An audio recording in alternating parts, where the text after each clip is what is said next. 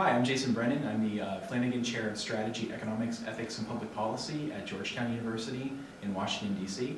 And I'm here at the University of Sheffield to talk about my recently published book, Against Democracy.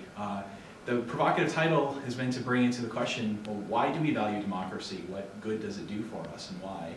What kind of value does it have? And, you know, as Winston Churchill said, maybe it's the worst of all governments except for all the other ones, but it does have certain systematic flaws that we've discovered over the past 65 years or so.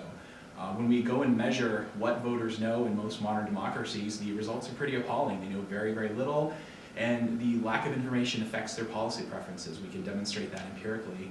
So it turns out that people would vote differently if only they knew more. Now, the reason they have low levels of information isn't because they're dumb, it isn't because they're mean, it isn't because they're stupid, it's because the incentives are all wrong. So for example, I'm in a large lecture hall in a university, and imagine you were taking a class this size and the professor said to you, I'm going to average all of your grades together at the end of the semester on the basis of one final exam. You probably wouldn't study very hard, and it wouldn't be because there's something wrong with you, it would be because the incentives are all wrong.